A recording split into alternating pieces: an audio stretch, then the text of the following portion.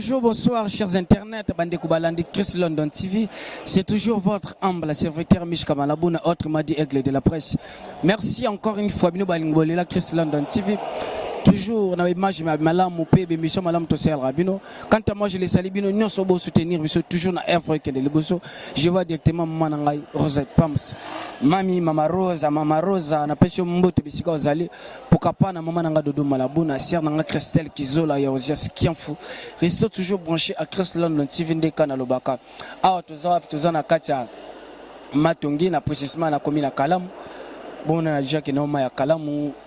Tout ça la paix analyse par rapport à Ndenge Mokonzamboka Lobaki, tout déconfiné. État d'urgence. Donc, on a une minute, on a un moment état d'urgence. Mokonzamboka, puis ça qui n'a qu'à que Nyonso, ils allaient vraiment y refondement, Nyonso, ils allaient vraiment y retambouissement pour que le peuple congolais a son activité n'a dingue vraiment ils allaient qui. Dès qu'on a vu rester toujours branché à Chris London TV. Tout ça peut-être moi 2 mois 3 na mon bango et ça va vraiment bien na bande connu ça va vraiment bien na mon frère ngai voilà frère bonjour s'il vous plaît tout ça en état d'urgence hein ndeko moni malgré tout na mon frère ngai na profiter mbala mo pe na cha ya ngambala moko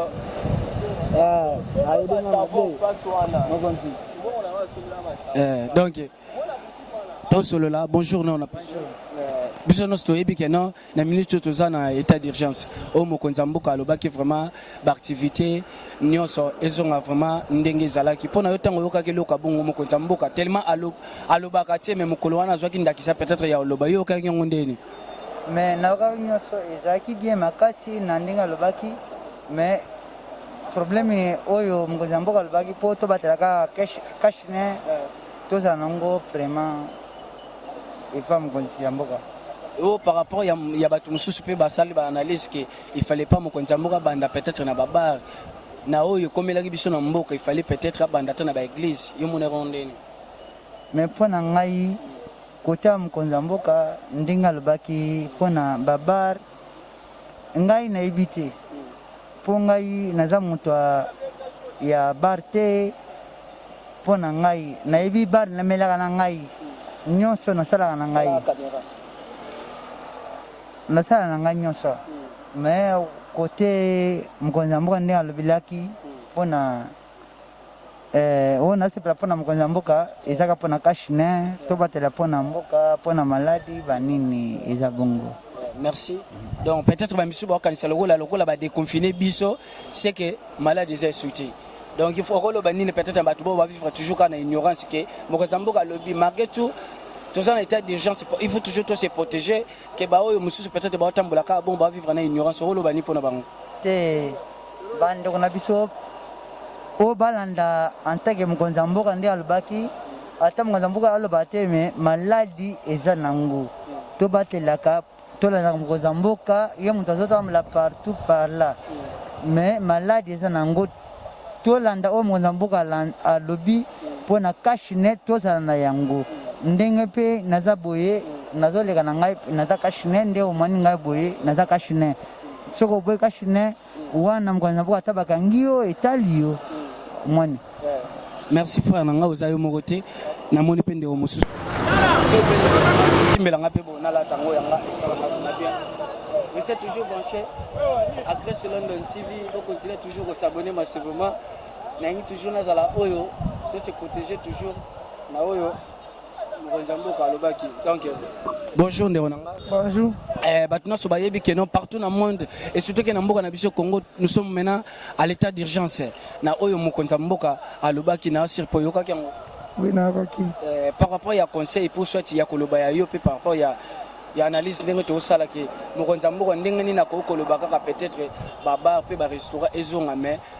atiki abeti pena CTT pour na ndenge pe église peut-être ceux qui toza ngana yo à bonne santé eza pour na okumisa nzambe eza bongo te eso ko lo bani pour na Mokonzamboka ne loko wana sala normalement ba lever mesure ngo ezala kitoko alors eloko na moni encore esengeli ko réappeler encore bateza que bato baza en ignorance lokola ba déconfiner c'est que maladie eza alors eza bongo te donc tokozala ke na tozala na mwa bakamuke ya badeconfine ta na babara nde bazongi ozomona bato batondi fulu bato bacomprendre même pas que non maladie ezalaki alors eloko na kosepela eza boye bien bafungoli babar mais bakanga musique parce que soki bakangi musique na bar moto akoloba distance ye ezoyoka mais ntango musique ezobeta na bar ekosenga ngai na toza place moko na bar moto amela masanga na kashine na monoko te alors ekosenga bar ok mais musique non lavement eza un peu malamu d'accord ebongo siko par rapport ya bamisu mpe na ndenge baoloba sikoyo na minute oyo lokola bafongoli déjà babar mpe bato se protéger te sikoyo il faut basala sikoyo nini non soki bato se protéger te wana bazongisa biso encore na confinement ekozala aussi mie yo mpe nolingi bongo oui parce que ngai naza na mposa na vie alors moto moko te même si onzala te nzala moto akufaka na nzala aza te alors bato bazonga baza na conscience ke non maladie eza soki basante te bazongisa biso nde tozalaki wana ekozala aussi mie en dehors de ça naza vraiment na mokisa ya kokomante donc bar ok moto aza mwa distance moninga avandi mwa distance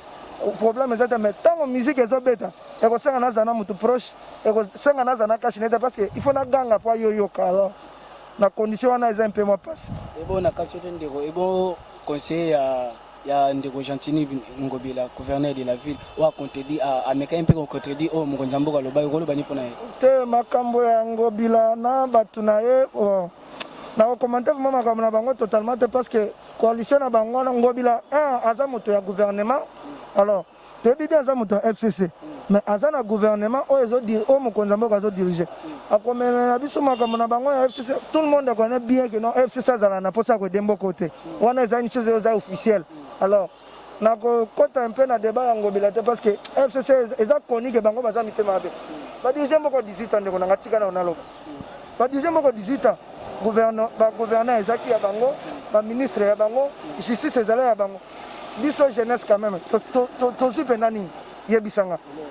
tosisi baklasse tozongi na bakabine tosisi baklasse tokomi kobula bamoto ozomona keno ntina moko maya koloba na makambo Ngobila namoni ate ntina eza te wana aloba te mokonzi ya mboka nde aza likolo oyo ya koloba biso population tokosimplike esili. Merci ndeko na ngai, bonne journée. À toi aussi. Restez toujours bon. Si vous demandez quand on le toujours, donc restez toujours branchés à Chris London TV. Tout solana ba maman surtout que makambo état d'urgence na ndenge mokonzi mboka alobaki namoni pe maman nanga pe maloa namoni kazane sengo peut-être na ndenge mokonzi mboka alobaki. Bonjour maman nanga. Bonjour papa. C'est présenté nyono ba otala yo partout na monde ba obengami na kombo anani ba posa ba pe yo sala vraiment bien. Na bengami na kombo ya Brigitte Chibwabwa. Brigitte Chibwabwa. Batuna so bayebi na minute surtout que na mboka na biso Congo tokomi siko na état d'urgence. O mokonzi mboka alobaki papa o ya malamu alobaka te. Donc tanga lobi to monique réaction mbala moko ke babar ba restaurant ba boutique ezongela vraiment activité nango ndenge vraiment ezalaki. Pona yo message wana tango zoke komela ki ndene. Bon pour nanga na sepela parce que to bande vraiment côté kaisusu malamu te. Côté que comme eka bongo bon à travers message naé côté ka vraiment ils ont très bien. Ils ont dit très bien. Ah si c'est yo momo na keno malé wana na minute ça va. Si ça va. Mais siko batno so bayebi keno eloko eleki ko bondeleza te. Na minute bandi wana biso pasteur na pese mbote bazolela tellement trop au lieu ya kokumisa nzambe peut-être na maladie oyo ekomela ki biso na mboka oyo Congo surtout que biso pena tuza pena soki total ba nombre ya ba mort ya ba mboka mususu en tout cas na mboka Congo ndeka balobaka ki tokumisa nzambe faut toujours tokumisa nzambe mais comme na moment na peut-être to bandozela peut-être mokonzi mboka koko lobaki no te ba restaurant ba bar pe ba boutique ezela non mais église ezonga no liboso mais alobeli ngo tiyo kolobani. Bon pour ngai vraiment liboso na mona ngo na créer un problème te parce que et là on a le cousin attend comme lobby les 15 moi ego comme nango ka les 15 ans non problème te tozo sambela taba lobby on to sambela na biso kaka donc ça nango po nanga ça nango problème te. Mais comme si que peut-être congolais pas vivre en ignorance ça taba lobby état d'urgence mais cachiné na monité Eh maman, moni c'est quoi? Kachine exact. Mais il faut ça toujours tomber le bagage non protéger nous et si quand on protéger toujours ma beauté tant que tout monde a yo boye Kachine exact en principe aux sur un restaurant na mon appelle de Kachine caché au col bani pona parce que na minute on pesa na délai ba vivre na ignorance. Mama boko zali. Mama boko zali. Donc maintenant c'est pas donc il a dit et nous vraiment c'est comme si la personne comme Kachine pour le bani pona. Et Kachine zali. Mama boko zali. Mama boko zali malgré ça donc nous on a pas matabocha to loba. Et ça la vraiment bien na moni pe papa na ngai awa. Papa etaki papa ça fait bien.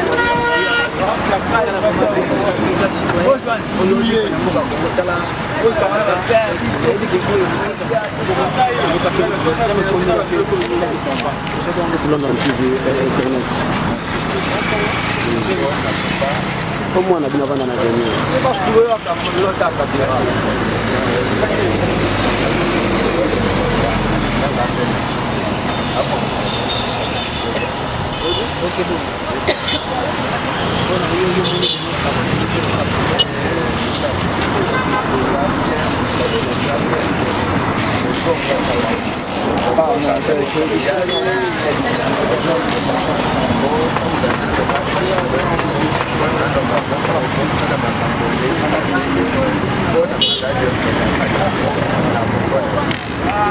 bazolanda te bawe bazolanda te basali mabe kasi bamususu tozosepela mpona makambo oyo azoloba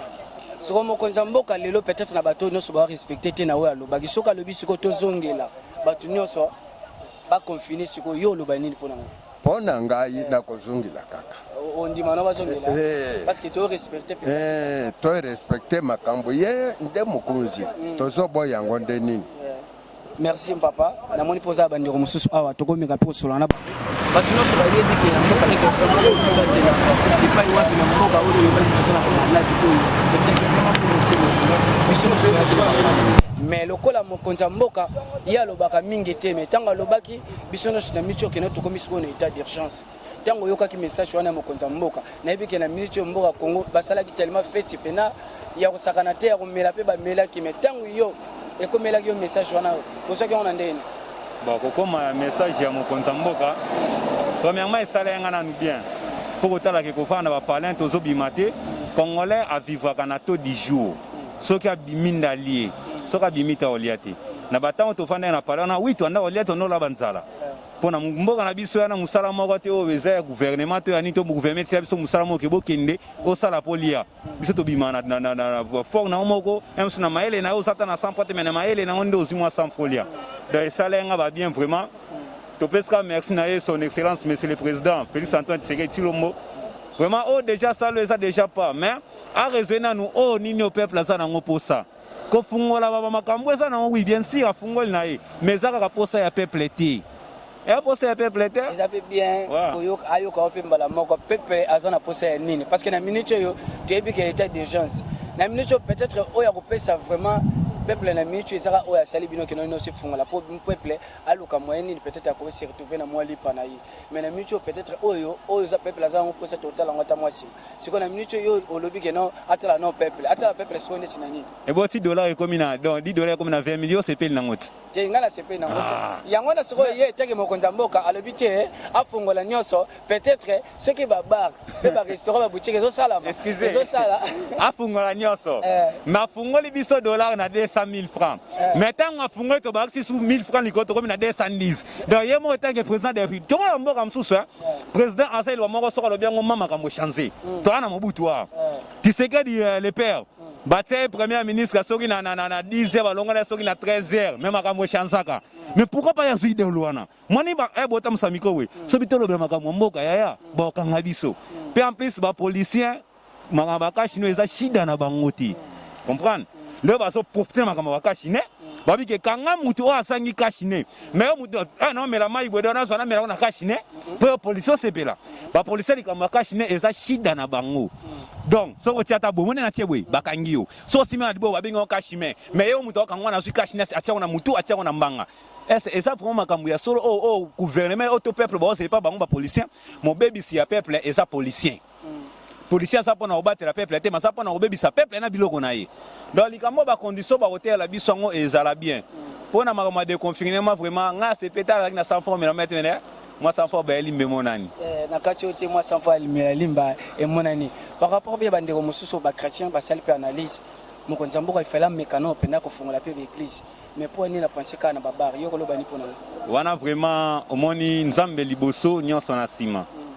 tangu déjà malade eza na mboka toyebi te ko zape spirituel bato basalelaka nzambe baotelema na bapriere bapaster baotelema na bapriere na mawa wana nzambe akoyela biso ma malade yango ese nini ekei mais ntango tofungoli babar bar so totalema na bible eza bisika oyo diable andaka korenie so ntango diable amoni ke tofavorize na biso ye toisole nzambe ese makambo wana esila te o pene la risque non pona le quoi bo no mona peut-être ezate si on a la qui sango vraiment que non ezali oui wana ke donc diable la biso ki abi na mbria ki bino pa manzamba zelo kotenga nelo akoti pe sous négligence na kati ote bande ko ba mela la bango mais bakashine bazana ngoti na kati ya babako bango ba olinga donc makambe bele koti mbilinga o mokonza mboka bakomo fiancé sous peut-être tous on a lisusu ndé tous na biso na place que tous en état d'urgence bon donc wana vraiment mokonza mboka so ko fungola ba église ezala bien poko sambela ya bato ebele nzamba ko yoka lo sambo wana ensu makambo eko za lisuté atika te ba pasteur ba le 15 les 15 ce que pour fondre les 15 mais écoutez avant de babarre fungama il faut to prier na nous liboso pour babarre ko fungama na sima États-Unis ko ta sala bongo bisa to sumuki na liboso bo to 55 bon na éviter tenga éviter ce qui peut-être ke bangana on a kete na baki avant na tia matambe na ngana na bar c'est que funa kumisa no nzambe moi dimi na ngai donc na tikele par rapport à ndenga bateli biso parce que na minute oyo ba famille belé ba perdre oui bien ngo ben mon son na bina na ke bar te c'est que na kosi ya ko kosi ma be na liboso écran dans ces jours à fungola ka wana bien na kimbuta alors na tona baya ya osakana te dimanche pe na zaki na bar na baya na langwe tangu na baya wana obosa na kinzamba zat mais so fungola so be église liboso enso tu senga bongo na nanu après wakomona bar loko eloko te masanga loko eloko te so to suna na masumu na biso ngulu basokola ka mukobolia donc merci frère continue toujours et bonne journée à toi na mon témoin ba frère na ngapi bazawa to ko cela toujours makambo tali d'état d'urgence aux appels moko ya citoyen oyo vivre na mboka Congo na oyo mokonza mboka lobaki yozo ki ngondeni wa lobaki lokwani wa lobaki lokola biso no sto ebeki to zaki monde confinement donc babiloko ba activité nyonso ekangama so mokonza mboka lobaka te a promettre bato peut-être à lobaka mukolo wana peut-être munosa zaki vivre na ignorance a lobanini a lobana été bato bazela mais a suspendre bato ba 0 heure boye 23h tout à mokonza mboka a lobby ba activité nyonso ezonga tango komelaki yo na matoyi oyoka ngombe mais pona nga yoka ki angote mais oyoka ngote mais alobi yango journée oh yoza mboko te nazana mboka nazana RDC nazana mboka mais yo lobi ke mokonza mboka alobaki ke makambo confinement esila boye alobaki yango journée déjà banda lobaki ke dia une semaine oui na sepeli mukolo wana yo tango quand même ata ozalaki na yo to yokaki te mais omonaki bato ba sepela parce que il y avait des donc na kolo bato ba sepela ki tellement makasi mukolo wana mais peut-être yo potala bato ba sepela pour mais peut-être kutuna bato ba ebiso ke no mokonza mboka a déconfiné bato yo ezwaki oyoka yango ndeli na sepela ki pe makasi sepela makasi sepela ne sengo na tonda ina ba restaurant nyonso ba activité zongi loko ezongi na sepe ngape na sepeli makasi ndenge ezongi mais o mokonza mboka lobaki loko ba section na ye kashine to mibateli mais yo mibatela te kashine pona ngai moko ndenge nde na sabu ata nde balobaki ke makambo kashine pona nga moko na bando tambola na kashine te na bando tambola na nga kaka na boss na zo tambola na bando tambola na kashine te na bando tambola na kaka boy na alata na kashine te asa na konjima kake maladi ata soki iza izo na ngonga te pona yebi ke nzamba wabatela nga bien sûr bongo mais tango déjà mokonza mboka oyo mokonzi ekolo alobi ke no maladi eza na mboka biso nyonso tomibatela po okobatela mabota mais yo oboyi yango kaka ocheka eliki na nzambe na bible yango moko ezoloba soko mibateli te donc okobatela masi na pamba yo nyonso wana elobela ko atele ote elobela ngaka eloko elobele nga mpe ka eloko sikoyo esalanga bien soki osombi ata kashine otie ose protege esala vraiment bien kashine mpona koprotege maladi mpona maladi ti kashine naza na kondimaka nzambe abatelanga nazwa maladi te merci continue baactivité na yo namoni mpe papa na nga aza awa tosolane toujours makambo etali meter de chance bonjour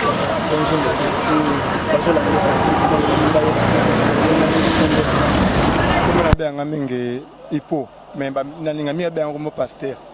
nalinga mi babengi kombo paster po oza mosala nzambe to nini bon te mama nasalaka ezalaka malamu ndenge abeyanga kombo wana mais un jour nzambe akopesa na koma paster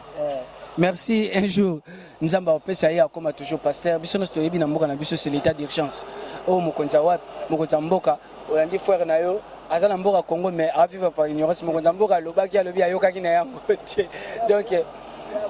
donc ye aza na bonzambe na ye aza na bonzambe na ye ayebiki nzambe aosalele toujours biso nyonso toyokaki na matoi na biso ekomelaki biso na oyo mokonzi ya mboka alobaki barestaurant mpe nyonso baactivité congolais azongela ndenge ezalaki yo ntango ekomelaki yo na matoi no oyokaki yango ndenge bon esalaki biso plaisir nde ezongi mais eza teke so ezongi tolekisaki malade ezali te malade ezali il faut korespecte un mètre il faut korespecte kashine mais biso na bandako bambeto ezalaki mais tokimaki nano mwa misika na bamama malgré tout ndenge ezalaka mais il faut korespecte eza teke babike malade bazongisi boyambanaka bobinaka bokangamaka wana tokomatisa so to malade nga so tozonga lisusu na kati lisusu ya boloko tozalaki nango mais tokomisaka nzambe abatela kaka atika Congo te tozalaka na ye kaka mais na sepe mokonzi ya mboka alobi boyi oyo aza na kashine te soda asimba ye mais mpo na nga kosimba baoke kofuta bamani mikolo bambongo eza te bambongo oyo baza na yango basala systeme ya boye bazwi bakashine tout bakabona tuna basusi ati oyo bamoni ke moninga aza makoki ya kosomba kashine te policier ateye azwi kashine apesi ye comprendre wana ezali malobongo na pesi bango ke basela yango po eza mpe mosusu omwa mbeke même ta 500 bapamba une semaine asimbi yango te akoso mata kashine maza susi nango maza na mbongo yango te mais ntango bosali mwa don wana bokaboli tous les policiers tina bajipe to bapolisier balekaka bazobela oyo aza kashine te azwa wana tuka mpenza motu tuna sitere oza na kashine par rapport au souci ya kombono le roi pasteur fitik pasteur na roloba et bon par rapport ya ba église et puis mokonzi ya mboka a tout à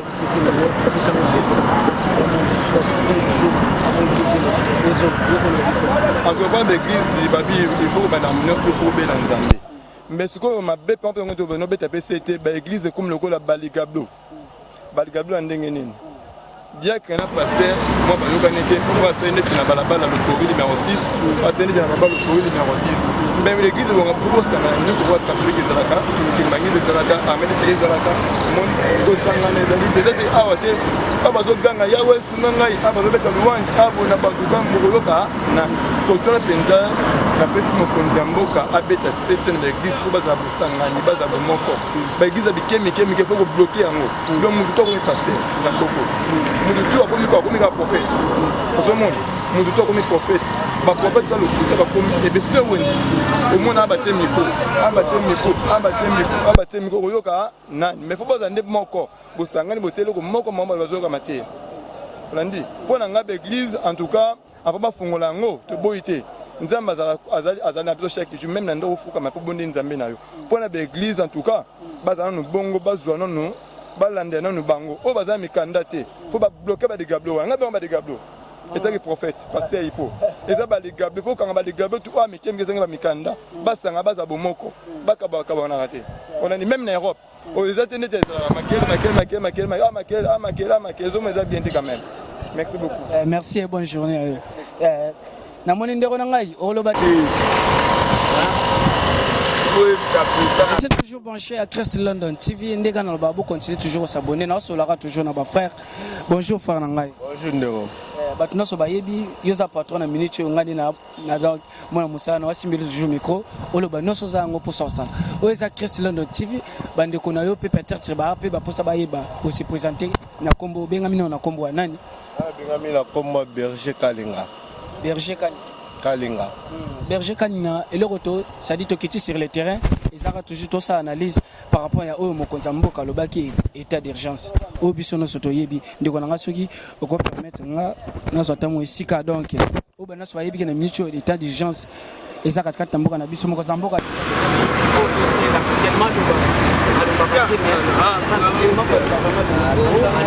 loko moko apesa sa solution na mboka ke ba restaurant ba boutique ba magasin nyonso ezokela ba activité nango pe congolais aluka mbongo na ye ndenge vraiment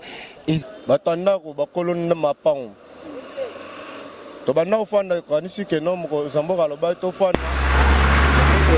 confinement kosile to bandela siko mois à 0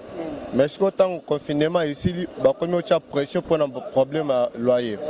il faut tout fouta akona victime ce temps tozo fouta mbongo wana eza que non bazo obligé biso to fouta kana dollar tant tozo fouta en dollar nous sommes $50 par exemple